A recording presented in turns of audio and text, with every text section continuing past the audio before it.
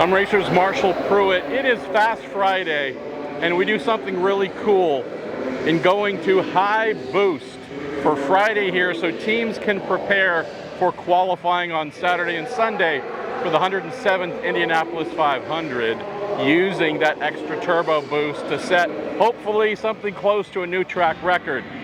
We're going to do a little interesting look here at what they do, get some deeper information. Our friends at Honda Performance Development volunteered to bring that info to us. Then we're going to look at the way that they physically turn the cars into bigger beasts with more boost. Before we get to that though, had a lot of folks saying, what do you think? Are we going to set a new track record? Are we going to break this amazing lap set by Arie Luyendyk back in the day and such? And I don't know if we're going to do that now. I sure hope we will, and it does feel like we absolutely could. Why?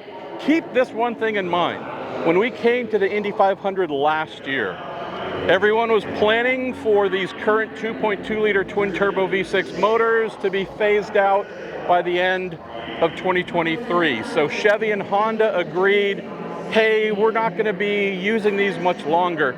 Let's not do a financial arms race development-wise with these motors. So, of course, they both put a ton of effort and time and money into making them amazing here, but not to a crazy degree. Well, since then, there was an agreement that we're not going to that new motor, that 2.4-liter twin-turbo V6. So these 2.2s are staying. These are going to be here for many years to come, continue, originally brought out in 2012. So there's a change in approach from last year to this year where in terms of hardcore development, finding speed, finding fuel economy, finding everything, even harder efforts from Chevy and Honda coming into 2023 than we did last year. So do I think we could be going a mile an hour faster or more if the conditions are right over the weekend when we go for pole on Sunday and possibly set an all-time track record? I do. So I don't want to get your hopes up for no particular reason, but really and truly, what Chevy and Honda have done, knowing that these motors are staying for quite some time, I cannot wait to see the fruits of their labor. 237, 238, I don't know. But I feel like it's really and truly possible. So let's talk to our man Patrick from HPD and learn about how indeed both Team Chevy and Honda Performance Development turn these motors into raging monsters. Patrick, you and the fine folks at Honda Performance Development, friends over at Team Chevy as well. Today's a day where we get all the horsepower from your beautiful 2.2-liter twin-turbo V6 motors. Fast Friday, folks ask, what do you do? How does it happen? Do you put nitromethane in the motors? How do we do that? It's actually turbocharger, boost pressure, and electronic wizardry. But what do you and your team do to make these motors more powerful?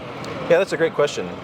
So what we do is the actual ECU in the car controls the amount of boost that we're allowed to run. And IndyCar has specific calibrations that allow us to run certain amounts of boost depending upon the day. So for example, our race boost pressure is 1300 millibar, and then our qualifying boost pressure is 1500 millibar.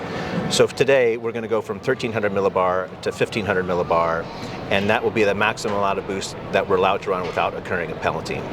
So for Americans who probably know PSI, pressure, and their tire pressure, what kind of boost pressure difference? Knowing we got the millibar metric, but in terms of PSI, what's the difference?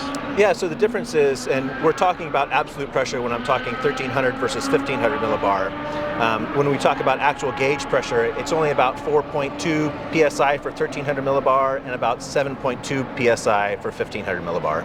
And we also, no one's going to say exactly how much extra horsepower is added, but the round number that we hear is 50-ish or so, but it's, whatever the number is, it's a pretty decent hike, right? Yeah, definitely. It's a nice increase. Obviously, you see it with the speeds increase. We get the no-toe times. You get quite a bit of speed increase over the whole lap.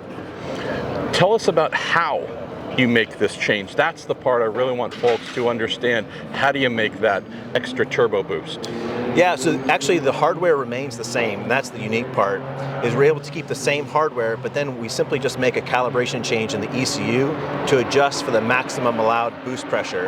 And that's what's dictated by IndyCar, what kind of boost pressure we can run without getting a penalty. So we have wastegates on the car that limit how much boost pressure can be used.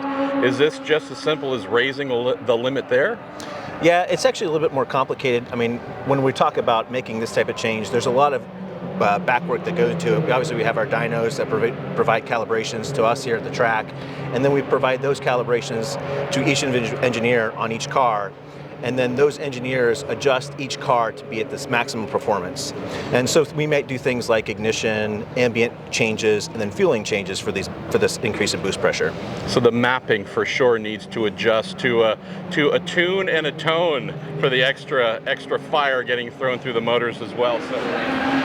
So Patrick, we're putting horsepower into the motors. Tell me about what's taking place right here. Yeah, so we have Henry here. He's one of the HPD engineers on the 10 car, and right now he's connected to the car via this jump battery, which then connects to this umbilical and then goes into the actual connection on the car here to make sure that we can connect to the ECU. So he's changing the calibration right now so that we can put the high boost into the car. And where does that boost then go here on the motor? Obviously, I think folks know what turbochargers are, but the beautiful devices here made by Borg Warner. This is where all of this extra power goes in as well.